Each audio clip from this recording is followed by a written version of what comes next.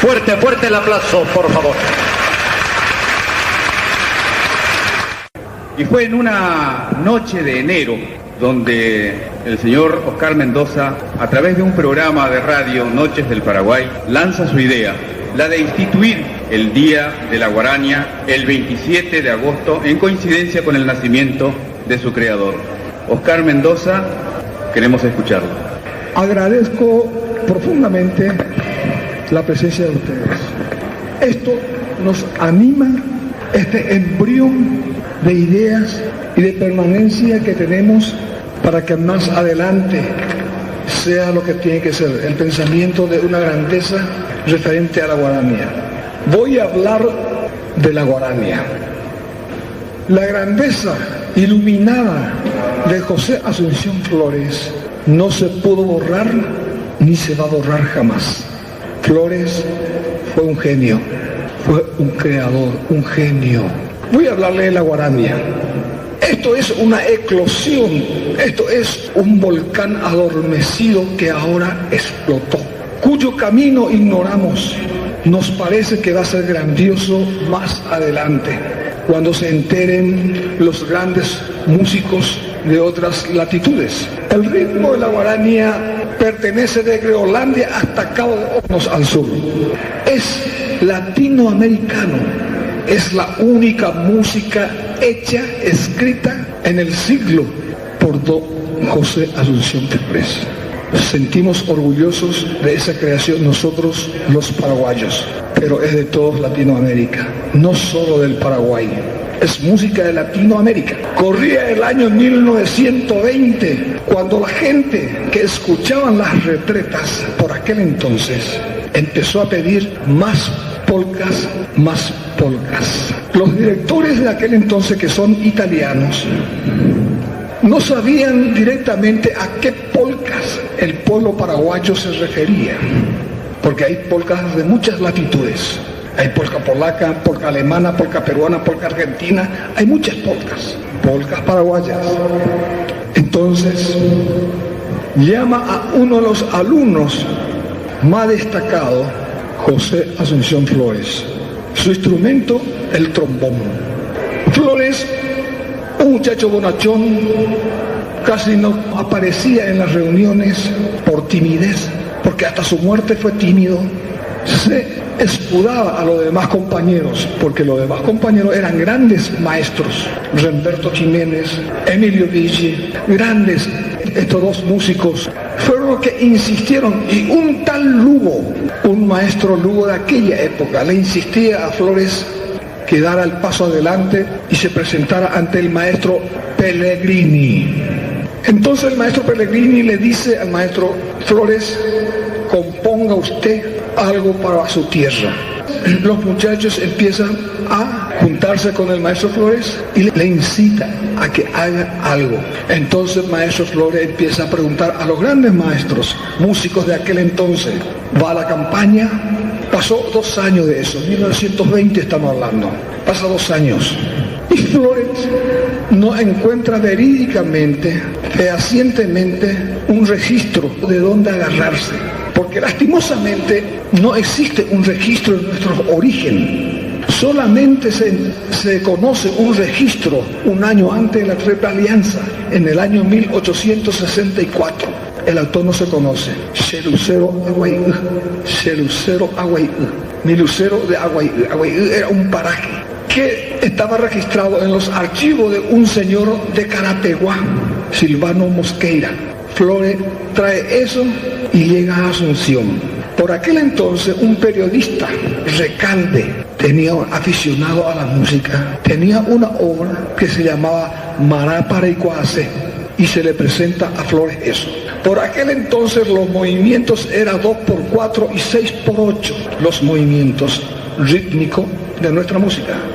Porque antes de la Guaranía nosotros tenemos 3 ritmos, 3 músicas regionalistas que tampoco nos pertenece a nosotros. Está la polca que conocemos, está el rajido doble y está el estilo, un estilo que se canta hoy actualmente en la campaña cuando muere una criatura, un angelito.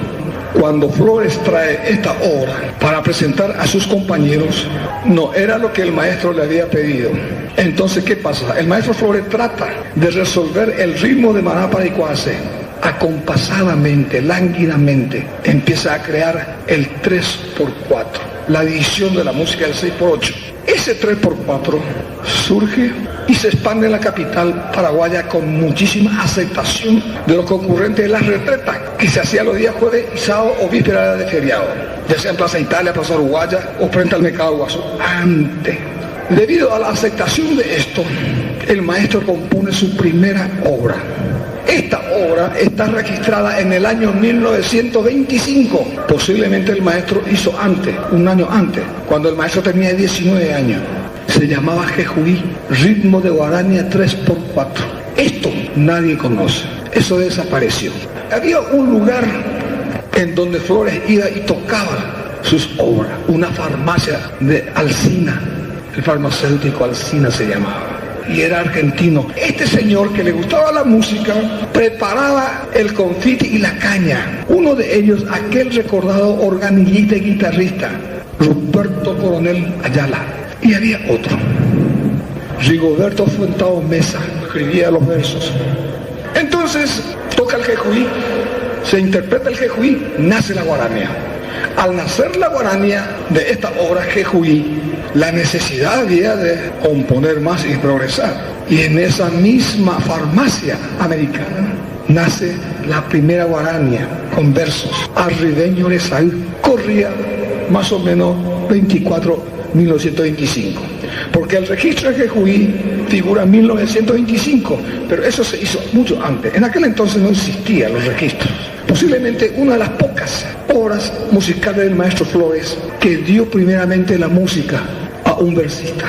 Y de ahí nace Caat, otra obra con Fuentao Mesas, Jaupey India. Pero acá hay un paso muy importante. Cuando se hace India, completamente nada que ver con lo que nosotros conocemos hoy en día India. Flores lleva una serenata a invitación de Darío Gómez Serrato, su amigo íntimo, otro gran poeta, al poeta Manuel Ortiz Guerrero. Y le canta India, el cantor. Entonces le hizo pasar Manuel Ortiz Guerrero a Flores adentro y le pidió nuevamente que tocara India. Cuando se tocó nuevamente India, Manuel Ortiz Guerrero le dice al maestro, ¿me puede dar que yo le haga otro verso? Y Flores le dijo, ¿cómo no? Hágalo, pero comunique usted a Fuentao Mesa. ¿Qué pasó?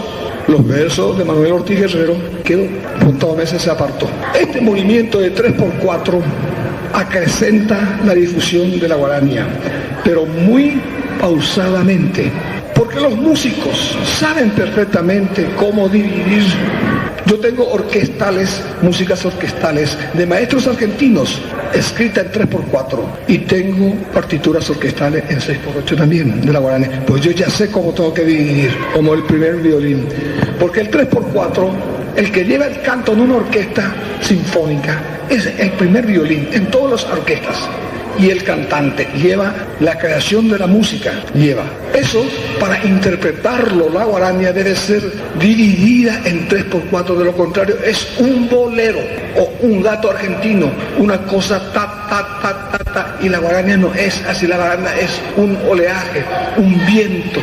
Peñen de guarania, Nico, a este cuñan en Bopiro, ¿y qué es? Es onomatopéyico, es el efluvio del viento, el murmullo de los arroyos, la guarania. Flores dijo, porque el pueblo ya cantaba y silbaba, dice Flores. Yo me pregunto, si Juan Sebastián Bach o Beethoven o Mozart, hace 400 años que hicieron la música en Europa, ellos dijo la misma cosa, que ya el pueblo silbaba. No, es la creación de Mozart, de Beethoven. Así es la creación de la guarania. Si bien es cierto que fue la necesidad y el preludio del canto y el silbido de los paraguayos, había que llevarlo al pentagrama. Ese es el genio creador. Hoy en día nosotros escuchamos miles de guarania, pero sale de la tesitura musical y de la esencia paraguaya. La ñaneguarania ni orecó manifestación de selva, manifestación de tierra caliente, manifestación alegre y triste del paraguayo.